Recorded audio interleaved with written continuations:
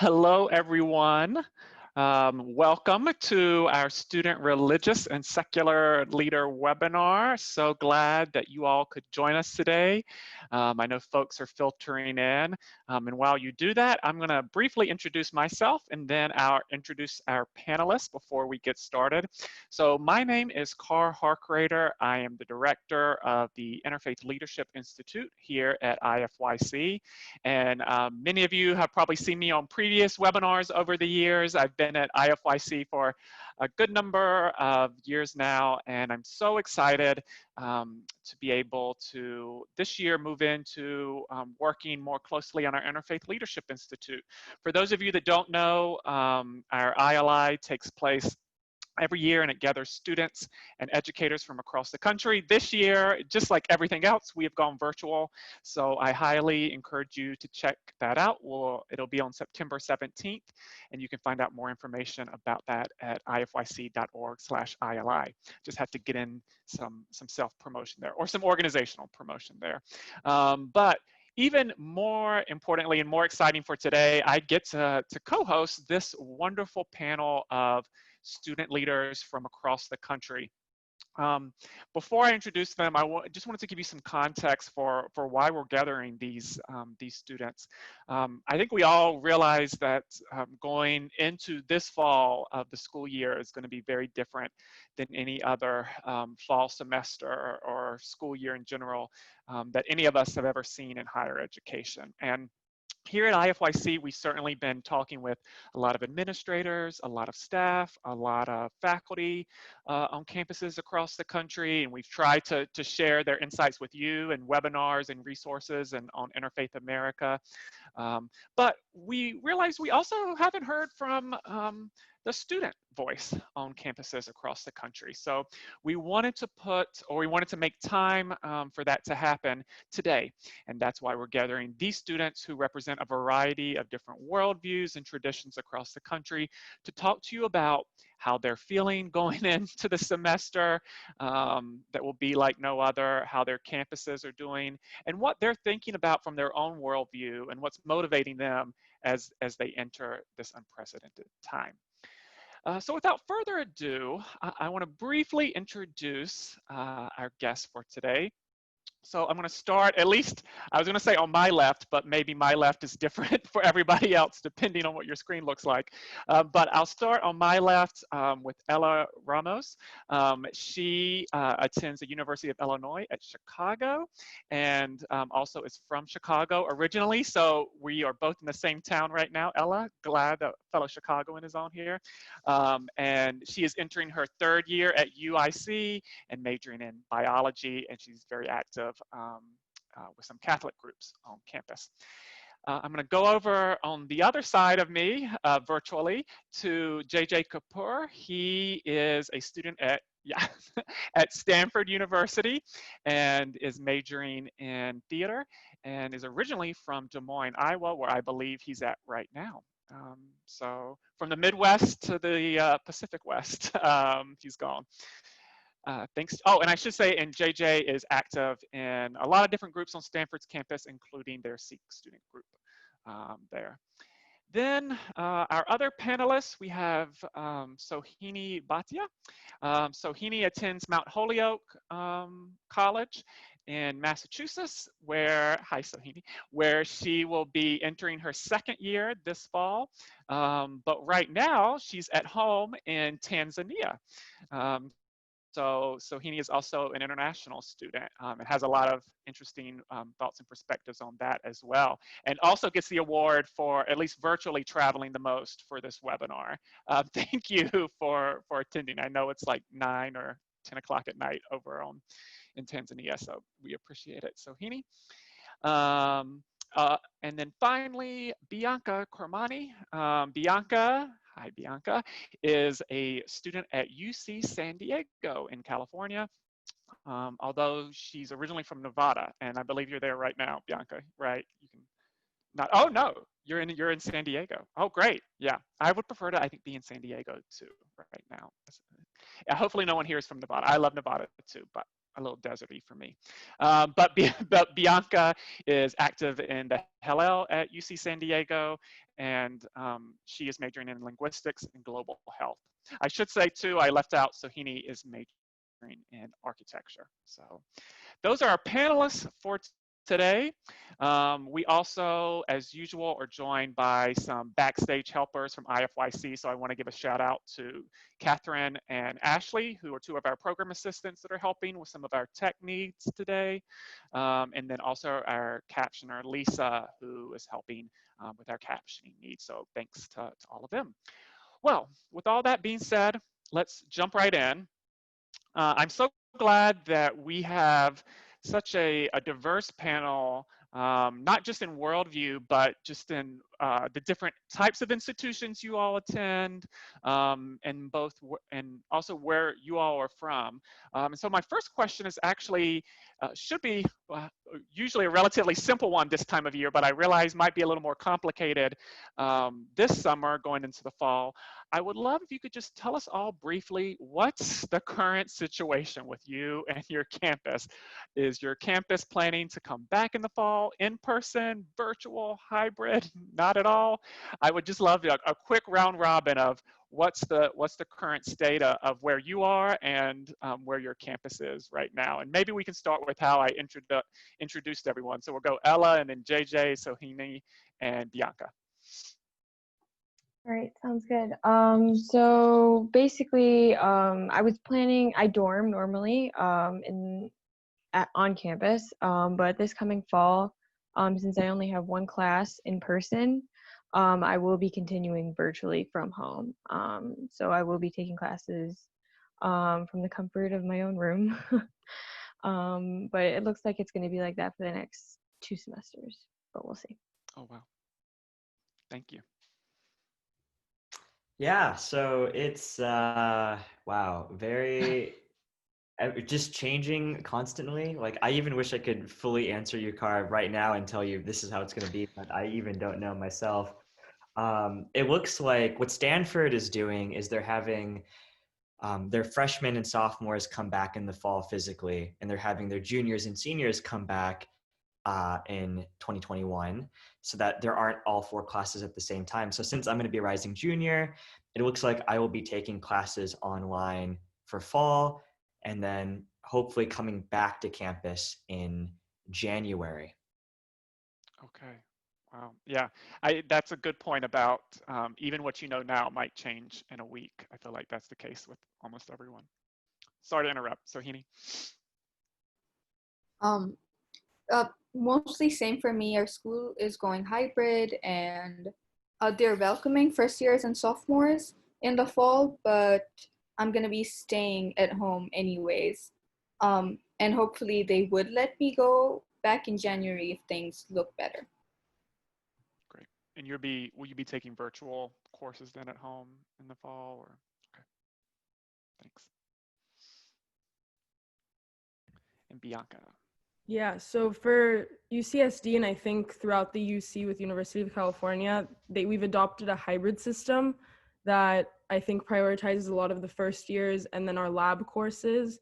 All of my classes are online, but with lab positions and extracurriculars, a lot of students are choosing to come back and live within the area, because even now, like what we were saying earlier, like everything is subject to change within the past 3 months. I can't tell you how many different emails of different directions we've received. So it's really anyone's game. No, but actually it could really go in any direction at this point. So people just like to stay close to be able to be prepared for any course of action.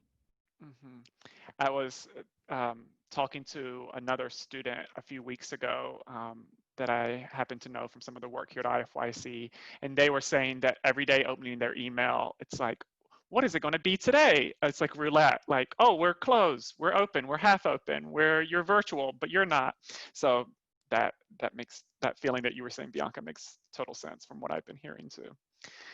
Actually, and that's a good transition to the next question that I wanted to ask you all. So we just laid out what we know, at least right now, in terms of what your schools have been communicating.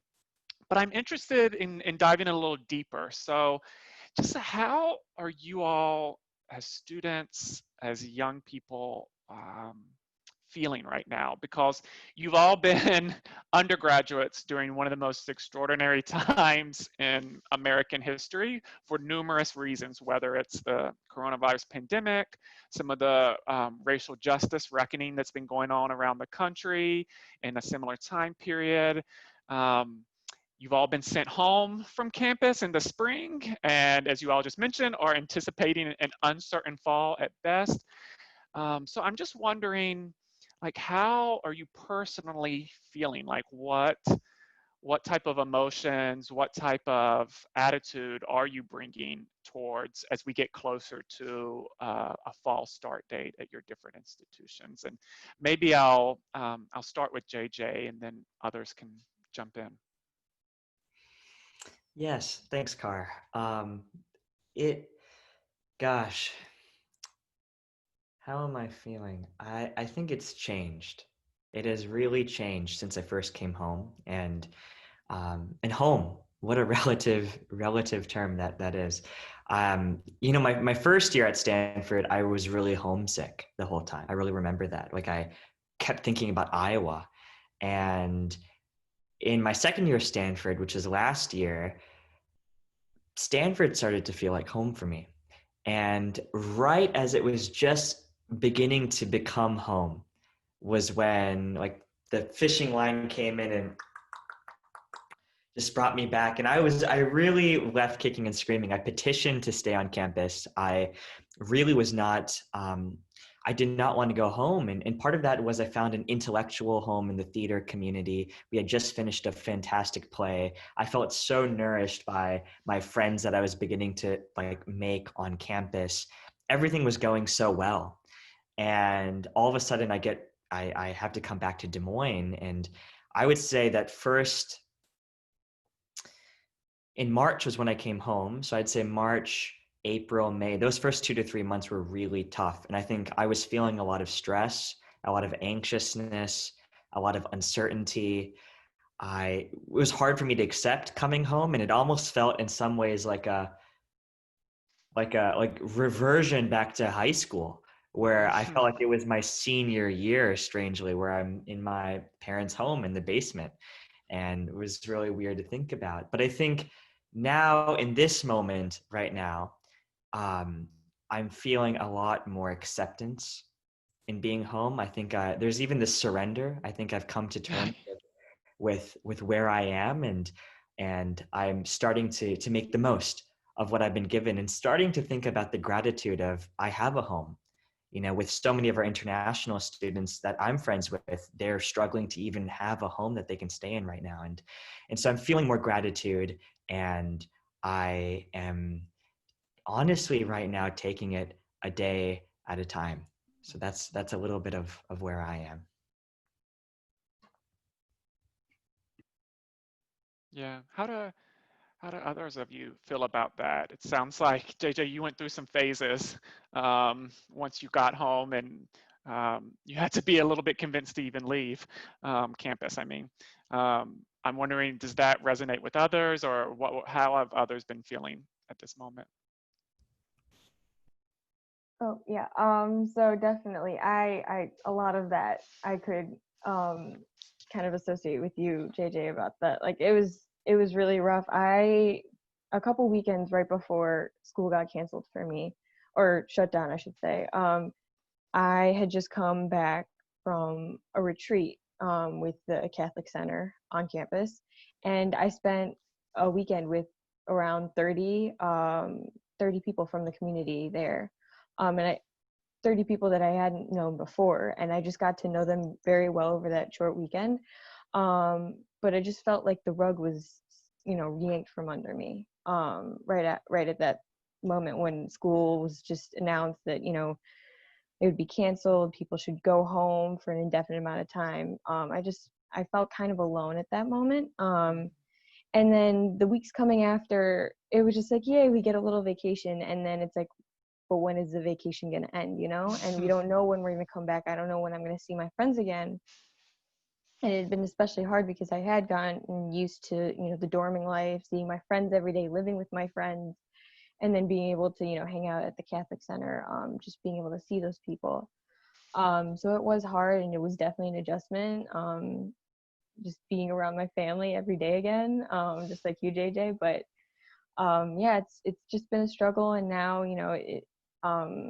there has been moments of surrender of like, of course it's 2020, what else is going to happen, but yeah, just being hopeful for the future, I think is the best thing that we can do right now.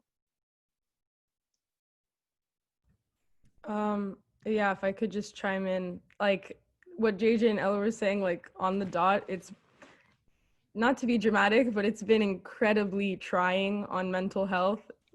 I love my family, and I quarantined with them a lot until recently, and I love them to death, but it's very hard to be within the same quarters for so long. And That's why you're back in San Diego. Exactly. No, I'm actually taking summer classes in a lab here, but my parents are essential health workers, so maintaining strict quarantine was really, really vital. But not so great for me and my siblings' mental health, and it was very difficult to go from, and I'm sure the rest of the panelists can resonate with this, like being super active on campus and having just like a Google Calendar that's like back to back to back, and then all of a sudden it's like bed, kitchen, like there's no like the campus became so much smaller, so to speak.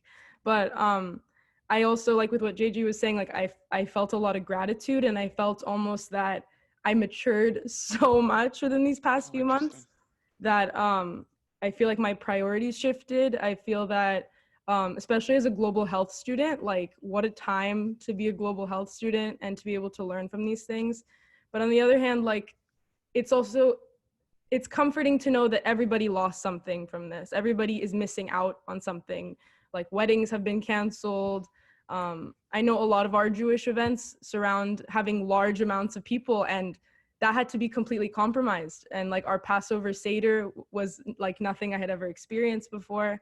And we had been planning this huge event that we wanted to bring to campus for the first time, which was a Shabbat dinner on campus with 360 people, which is like a number that's really well regarded in the faith. So having Shabbat 360 and having to cancel that, and like having all these, small like college events that you really look forward to are suddenly just ripped out from under you. And like what Ella was saying, like there's no deadline. There's no, okay, just like 2 more months. Like it's not like that.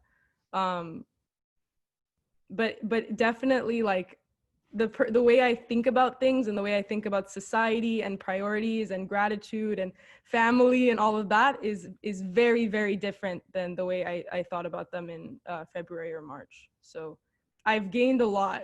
I think I've gained more than I've lost, but what I've lost is very loud. So it's hard to move past that, I think. Yeah. So, anything to add? Oh, yeah, go ahead, Sohini. I, on the other hand, actually felt like I was on the very other end of the spectrum, maybe because as a first year on campus, I was missing home, and I actually processed it really fast. As soon as I got the news, I cried tons, and then I was like, well, it's not like I'm gonna be able to do anything about this, so I'm gonna have to go home. And I caught a flight in the next 3 days, and it was a 2-day flight, and I'm back home, and then I was like, what am I doing here? This is what my school year looks like now. And then, of course, there was the ICE announcement and all of these other things going on, which was overwhelming. It was an overwhelming amount of information. Are you talking about an But it international also taught student? me to just take things as they come.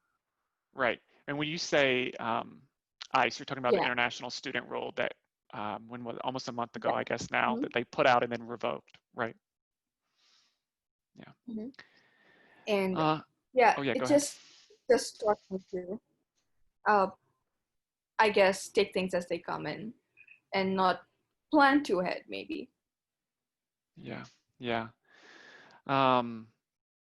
Yeah. I mean, it's I've been thinking about how for so many people, their campuses are now their computer screens, right? Like I forget which one of you just alluded to this, but your campus narrowed down so much when this was done that it narrowed down to a computer screen. And I know for staff and faculty, it's the same thing too, right? They're also at home, and everyone's kind of accessing campus in the same way in a much more limited means.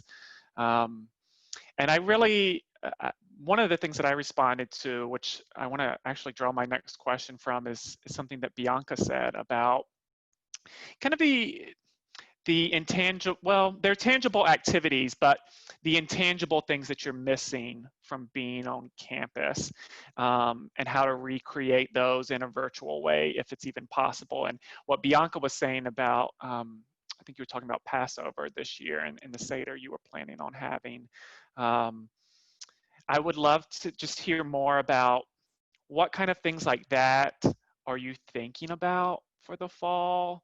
So that's like an on-campus question. Like those would be an activity that you would organize on campus. So I'd love to hear about that. But also like you all come from different worldviews. So what stories or concepts or activities like that are you drawing on during these times? And how is it helping sustain you during a very, as one of you mentioned, a very traumatic time right now? So just interested, I guess it's a two-part question. Like one, are you thinking about how to recreate some of these experiences in a new way this fall?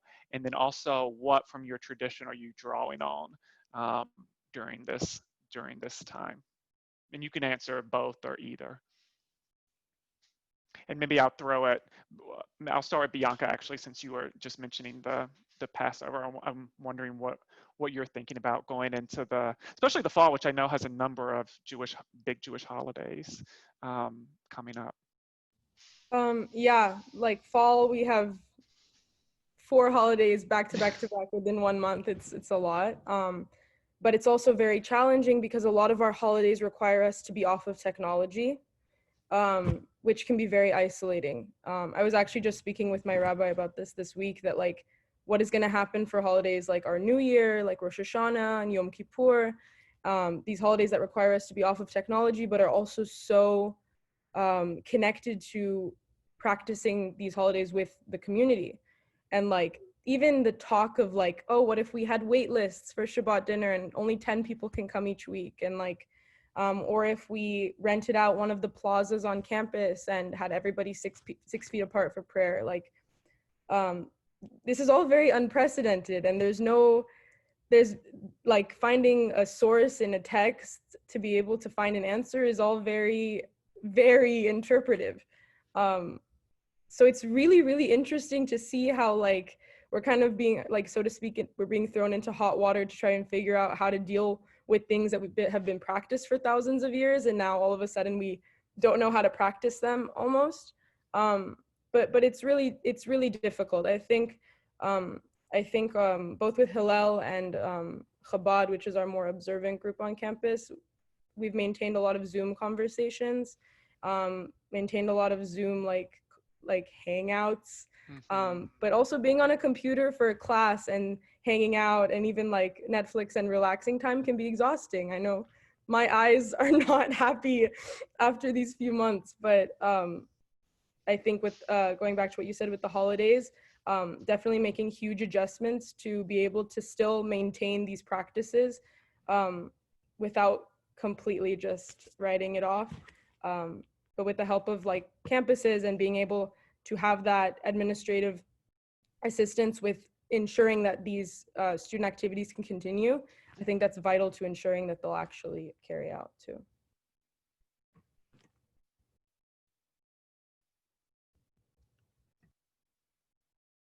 Yeah, that's one of our questions that we'll get to a little bit later is what can university staff and faculty do to support not just you as individuals, but students in general. And I think helping students think through what do these activities look like in the fall is probably a key element of that, while also supporting some of the emotional needs of students too. But we'll get to that in a little bit. I'm interested, what are other reflections that some of you have?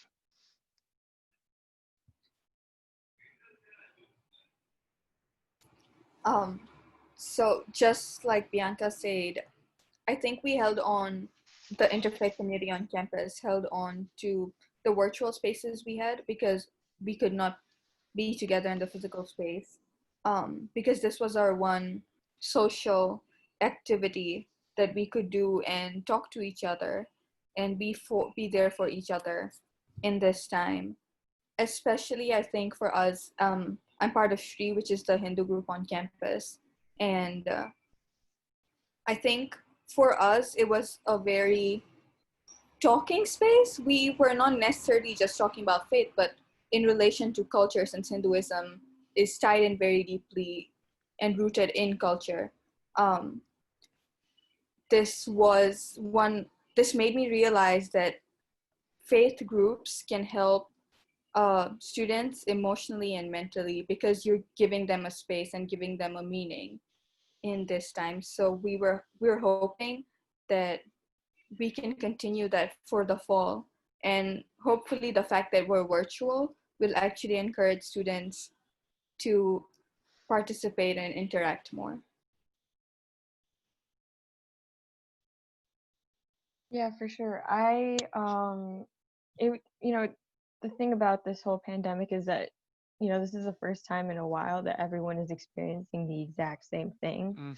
And like on a more personal note, my mom is immunocompromised. So, kind of like you, Bianca, we do have to, it's more strict with quarantine and being able to figure out, what's okay to do, how much exposure we can risk, just because we don't want to get my mom sick and have her relapse from a previous illness. But yeah, just being able to do Zoom calls has definitely been really helpful. And everyone's free now. Their calendars are pretty much wiped. So just being able to connect with people. My family is doing family Zoom calls every Sunday now. Something that we don't normally do, but just being able to draw on that, and just even having masses online and streaming those, it's very not normal at all, especially just not being able to sit next to anyone, and having it in the comfort of our living room, but just not being able to have that sense of community, that real community, has been taxing, just religiously. But yeah, being able to have that connection while still being apart has definitely helped. Zoom has definitely been a bridge for a lot of people in the community. Yeah, it's such a odd thing I really resonated with what you just said, because it's such an odd thing to both feel more connected to people. Like, I agree, like my family has probably talked more in this time than we did previously, but also more alienated from people as well, right? Just what you were saying about not being able to attend a service together, or not being able to sit next to someone and discuss what you just heard from the priest or the pastor or whoever. Yeah, I feel that a lot too. It's such a I wanted to say oxymoron. That's not exactly it, but it's such a push and a pull that I think that also at least adds to my continual feeling of like uncertainty, of like, oh, I feel like I've become much closer to some people because I talk a lot more with them, and I also am like sitting in this like square box all day by myself. So very strange. JJ, I think you were about to say something before I interrupted. Yeah. No, actually, right on what you were saying, Carr, about sort of and something Ella was talking about, of the connections we have and how different they are now because of what's virtual. Whenever I would come home to Des Moines, one of the things I would most look forward to is going to the Gurudwara and going to services on Sunday with my family and having langar, which is the community meal that we have on Sundays with you know, and there's just something whenever I come home, it's like, you know, you have dal and rotis, and then at the end, you know, you have a cup of cha, and you sit down and you engage in conversation with the sangat, with the community, and that is so important to our faith. You know, there are these elements of our faith that are things we take for granted, I think, in terms of coming together and enjoying a meal and breaking bread and sharing a cup of cha. And these are the things I'm realizing we can't take for granted. And it goes back to what Bianca was saying earlier on, like about gratitude. I think it's given me the sense of, geez, you know, the fact that 90% of my day now is on screens where people are on squares. The 10% of my of the experiences I have, which are not on the screen, have become so much more meaningful. And I'm just feeling that they're once in a lifetime opportunities, and we don't know how long we're going to have, just in terms of like being with someone physically, being physically present with them. And as someone who studies theater, I think about this all the time. You know, I became a theater major when in one of my friends on the Sikh Student Association, we make skits talking about stressors that in conversations that Sikh parents have with their teenage children about dating, about like becoming a profession that's not a doctor, engineer, or lawyer. And we wrote these skits intended for a live audience. But now we're writing these skits intended for Zoom. And in a way, what we're doing right now is theater. We're all on a stage, we're all performing in some way. And I think even theater as a whole, something we were talking about, Carr, is changing in terms of who knows, maybe in 20, 30 years from now, all of the plays we watch are going to be designed for this format. So much is changing, but it's making me take for granted what we do have in person. It'll be like Hamlet will be on one box on Zoom, and then the skull that he's holding will be on another box on Zoom. Little Shakespeare joke.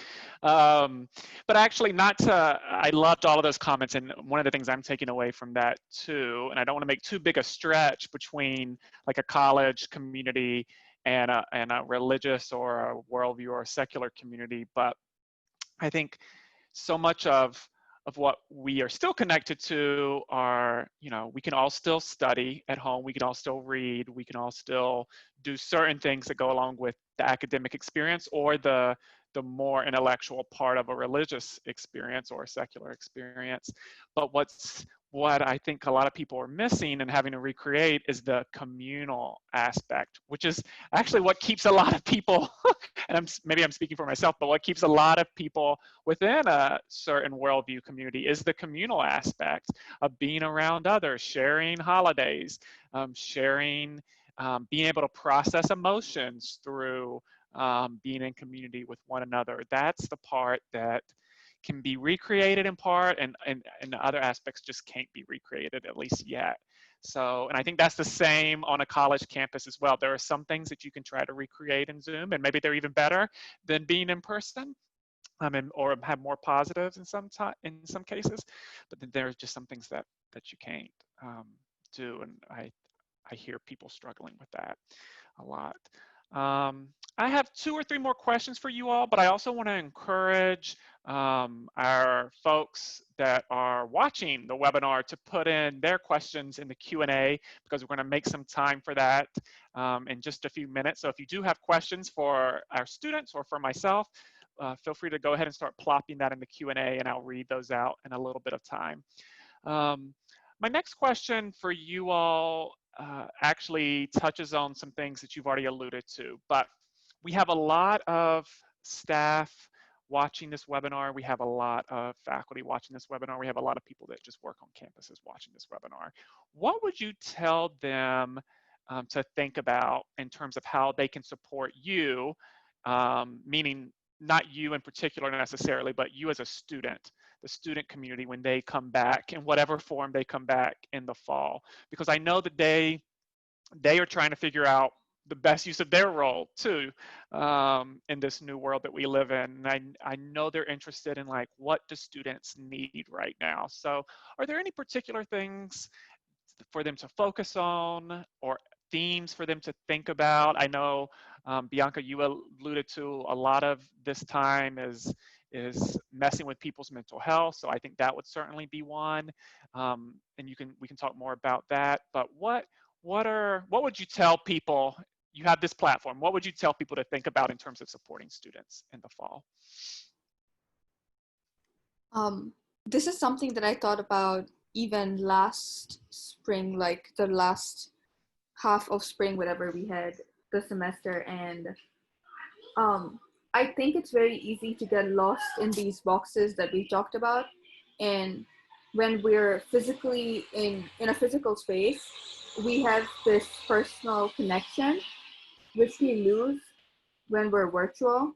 So I think making an effort to personally connect with the students. I know it's hard. Some classes are 100 or over.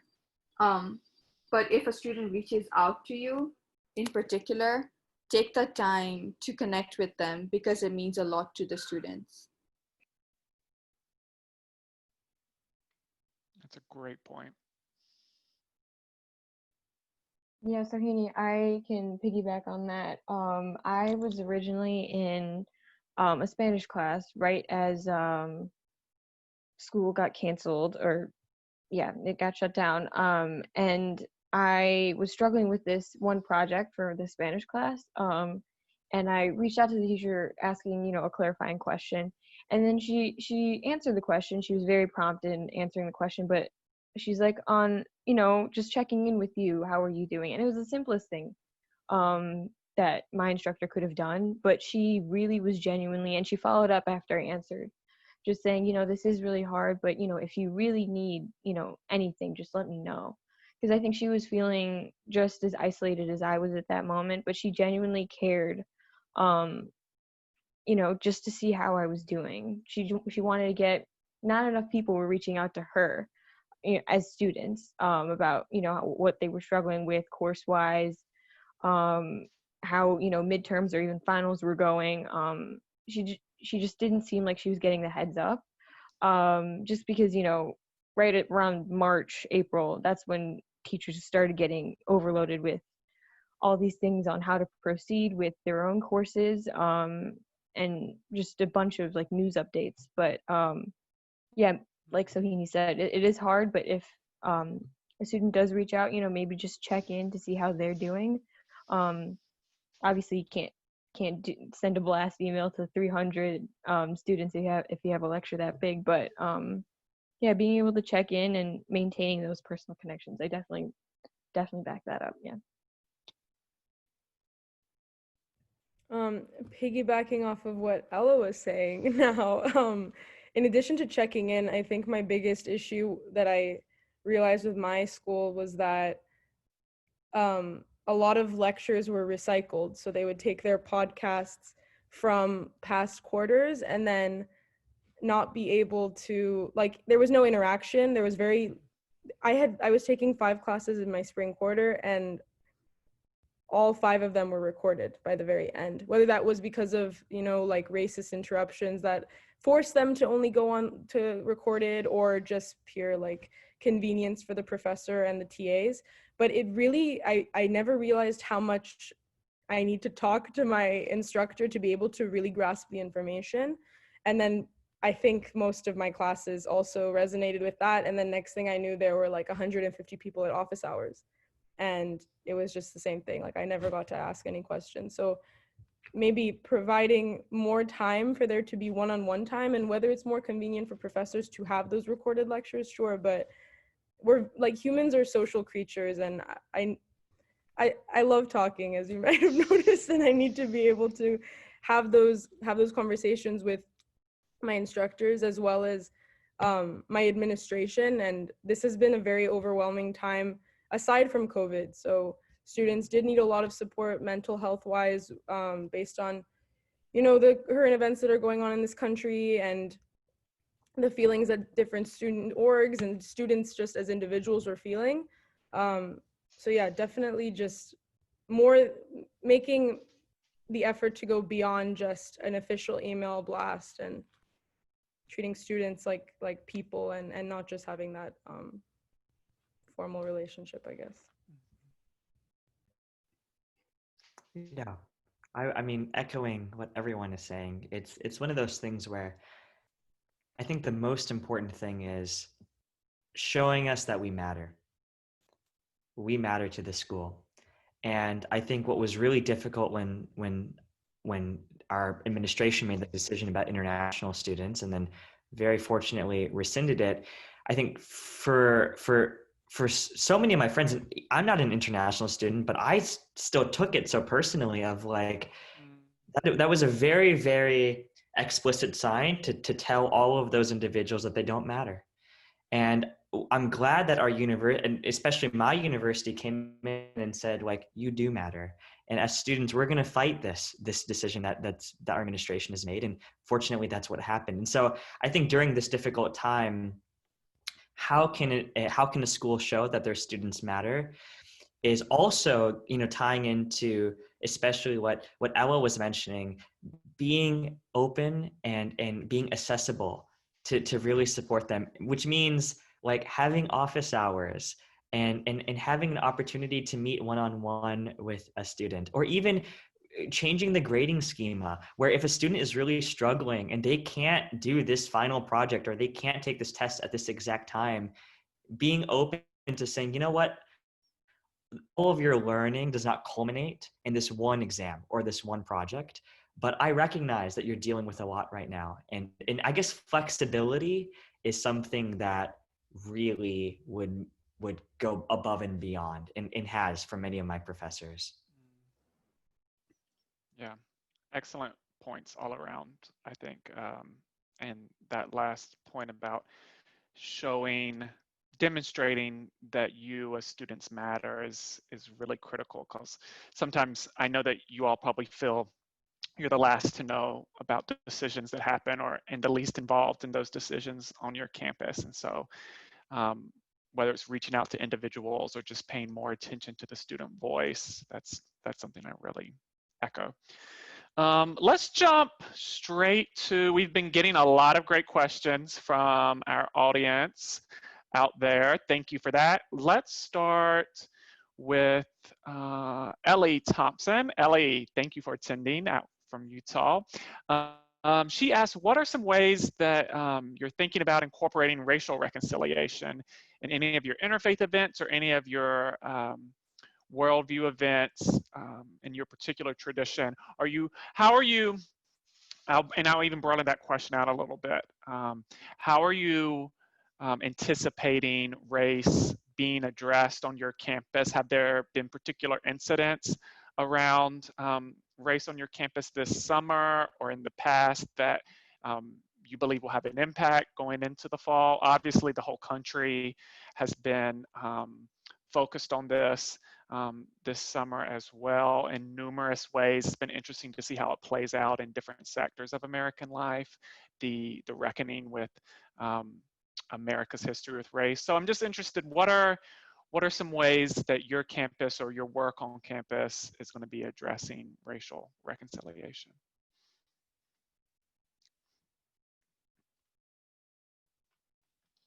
I can start if that's okay. Sure. Yeah, so unfortunately, UCSD has a history of not the best social justice education. If anyone has heard of the Netflix show Dear White People, it was actually based off of an incident that happened at my university 10 years ago, and based on the Compton Cookout, and it was very infamous in our school's history. And since all students are now required to take a course in diversity, equity, and inclusion, despite your major, your college, whatever it may be, you have to take that course.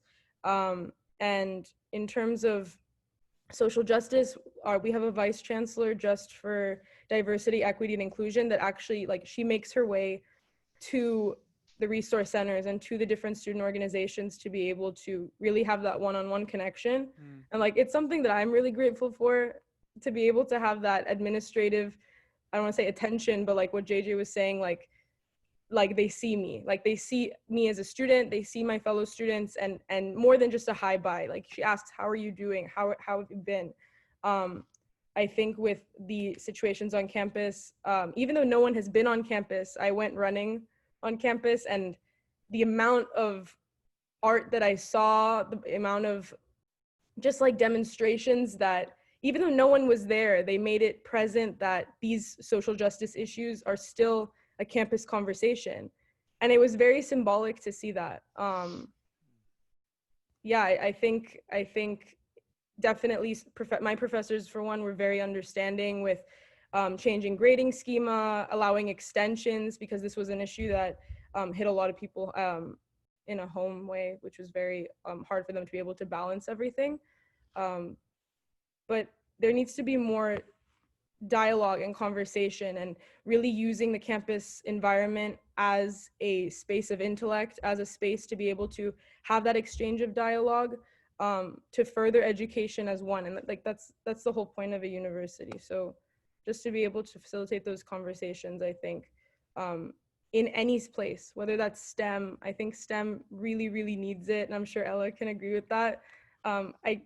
I'm almost embarrassed, like we don't have these conversations, and medical racism and things like that are super, super important. And within the Jewish community, we've been not joking about it, but like before we've always been joking that we only think of white Jews, we only think of these Ashken normative ideals, but like we don't think about Ethiopian Jews, Jews of color, Jews of North Africa, Middle East. Like we don't think of those Jews, and like just having those conversations as well with this racial epidemic, so to speak, has been vital to these conversations. And I really feel that my community and my campus community has really, really advanced. And like, that's another gain from this loss of the pandemic, to be able to really have the time to sit and delve into these issues that we wouldn't really otherwise.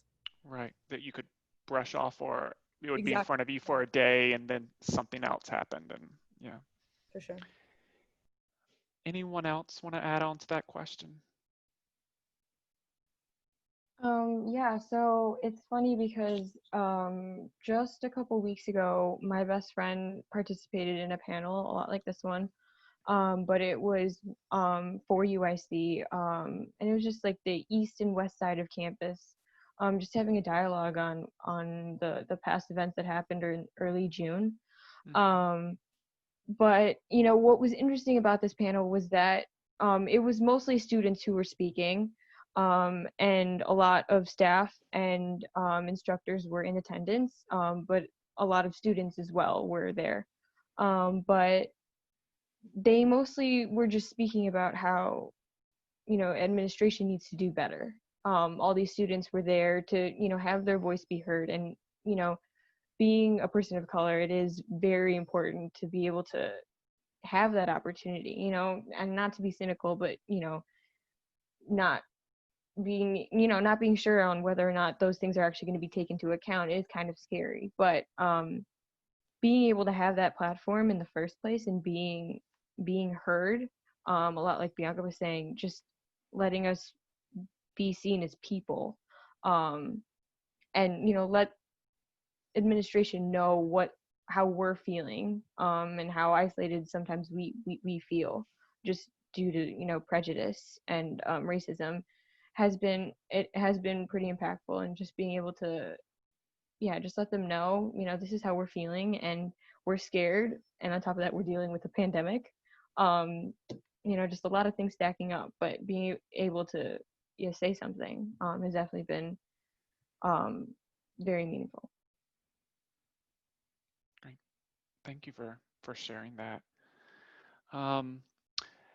I want to make sure to ask this next question, because it comes from a student, John Lazar.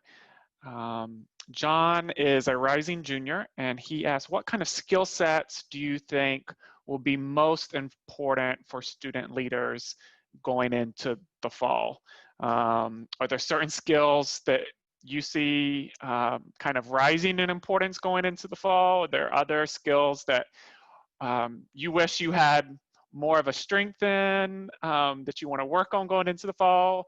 Yeah, what kind of skill sets do you see being important going into this year?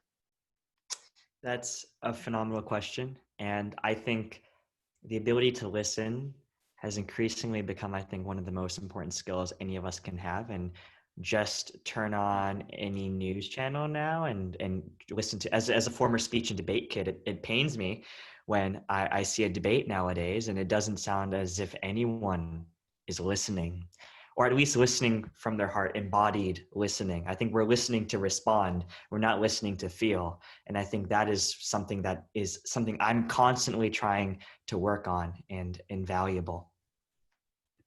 Yeah, I love that.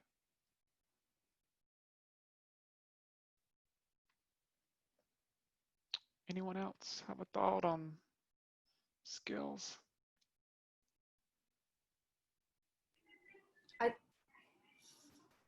I think also to be able to connect to people, the ability to be vulnerable, um, because in such spaces, I mean, it's hard in any way, but it's even more important now. So yeah.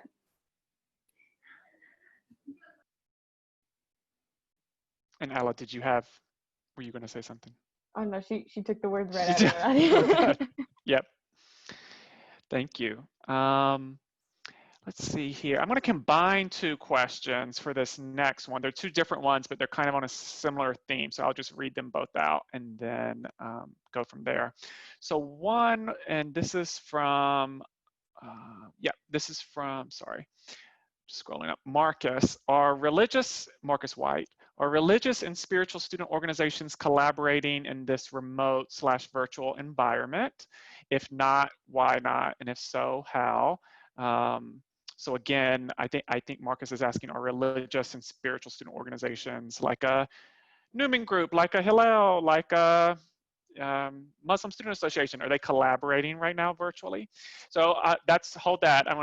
That's part one of the question. And then let's see here, where's the other one? Oh, here we go. Marcus also asked, now that operations are more virtual, do you find opportunities to become more collaborative with other institutions across the country? So I detected kind of a similar theme there. Do you find yourself or a group that you're a part of working more with other campus groups because of this virtual world we all live in?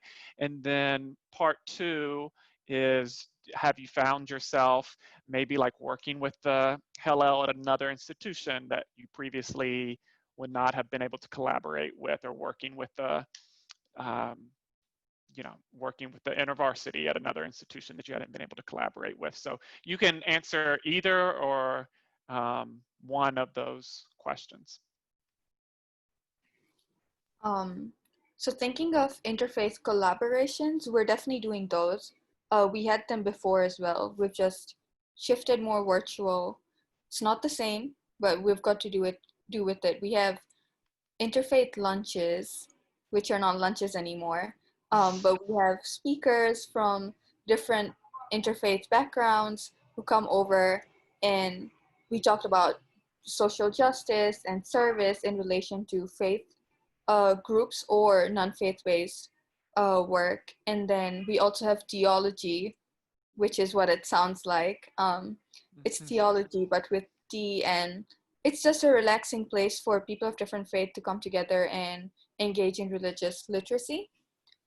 I think what has been a gift in disguise with this time is that I have actually been talking to another of the IFYC coaches, and we're hoping that we can collaborate. We are in a 5-college consortium, and we're hoping that we can collaborate to create a conference for interfaith student leaders on campus, and we can hold like a mini religious literacy and student leadership workshop kind of thing. So hopefully that will work out, but maybe that's what is going to come out of this virtual space. Yeah, that's really exciting, Sohini. I should have mentioned actually at the beginning that Sohini is one of our IFYC coaches, which is a student program for some of our more dedicated interfaith leaders on campus. So I'm glad that you all are talking about that. I think I saw someone else take themselves off of mute, like they were about to say something. Yeah, sorry. Oh, no, that's all right. That's good.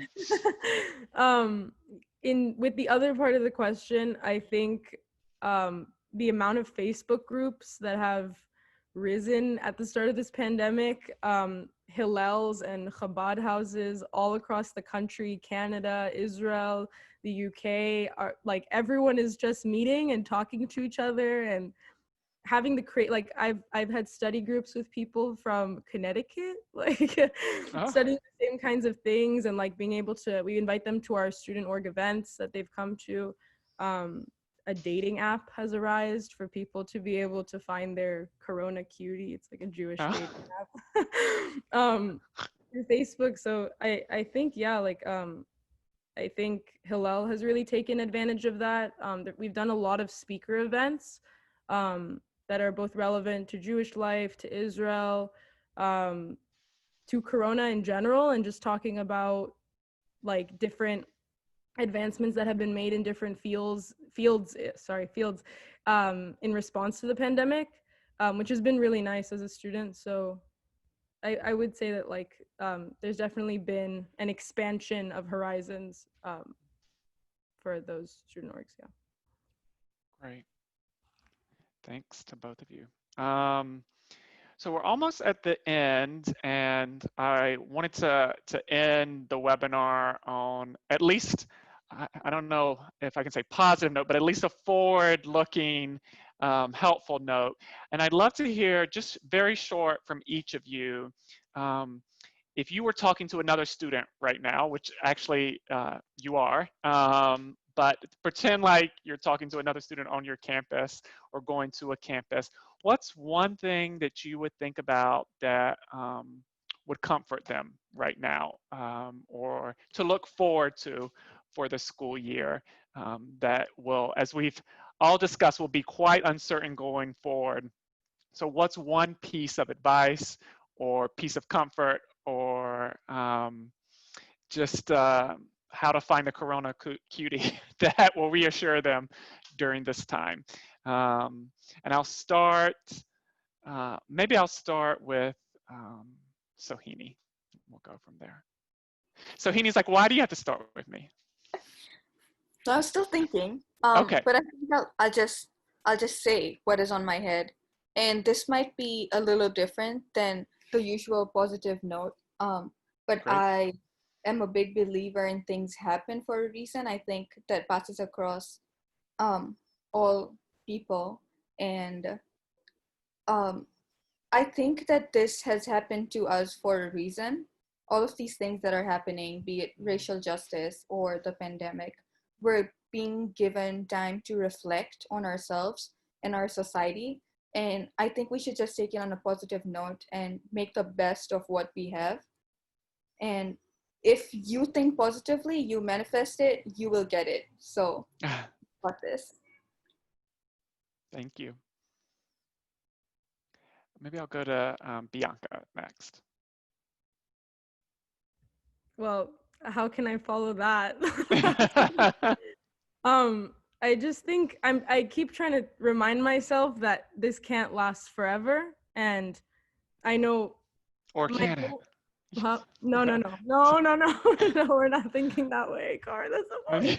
That's not positive thinking. You're right. Go ahead. Like, this can't last forever, and like I said, I think I've gained a lot, and then I've learned a lot from what I have lost, so to speak. But there's also, like, my mom keeps reminding the three of us at home that, like, there's one day where, you know, we're not going to all live together anymore, and like my siblings and I are going to move out of the house, and she does a great job of reminding of this frequently. But it's like nice to be able to, you know, have the time to all be together again. Mm-hmm. But this isn't going to last forever, and I keep saying this, that like when it's over, it's going to be so sweet, and it's going to, like, everything that we like took for granted. I think it was JJ that was saying this before. Everything that we took for granted is going to be that much sweeter, and it's going to be that much more of a blessing, and we're going to be infinitely more grateful for it than we ever thought that we would before. Every hug, every dinner. I know I resonate a lot with what JJ was saying with your meals and your communal gatherings. Like, my heart aches to be able to do those things again. Like it's going to be so beautiful, even legendary, I would say. Okay. So I'll quote you on that. We'll check yeah. back. Thanks. Ella? Man, both you ladies set the bar pretty high. But yeah, I would say this might be a little more, I don't know, realistic than positive. Sorry, Carr, but just being able to admit that, you know, there are some low points. Oh, yeah. Obviously, you know, things come in waves for me at least. Just being able to deal with being like, oh, today was a really good day. I got out of bed, no problem. Had a couple meetings, got to talk to people. But then acknowledging that, you know, there are some days where it is hard to get out of bed, and it is hard to accept the fact that, you know, you can't get out of the house. Just being able to deal with that and being able to draw on the fact that you do, you know, there is a friend out there that you can talk to. And, you know, just drawing on my faith and being able to pray every day and being grateful for everything that I do have. And, you know, not so much look at how much I've lost, but actually how much I've gained and how I can connect with people because of the gift of technology. So just being able to admit that, you know, sometimes, you know, you're not at your best, but know that the next day things will get more bearable and better. Thank you. All right, JJ, last but not least. Okay, all right. Well, I will just say that echoing so much of the love that I'm hearing, honestly, I can't wait for the day. You know, I can feel it. I'm back on Stanford's campus. Boom, like see everyone, the faces, the people.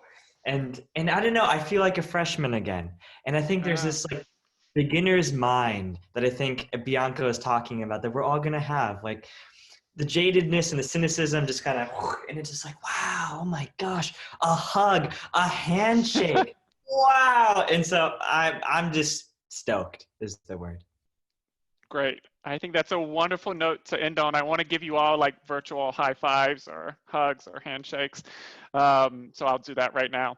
But thank you all so much. Really appreciate it. JJ, Sohini, Bianca, Ella. I know that our participants out that watch this webinar are really thankful for the time that you gave to give these thoughtful answers. And maybe we'll reconnect with you after the fall semester and see how things went. But thank you all so much. Really appreciate it. Thank you all who attended, and my IFYC colleagues for supporting this. Really appreciate it. Hope you all have a good rest of the summer and a somewhat more certain fall going forward. Thanks, everyone.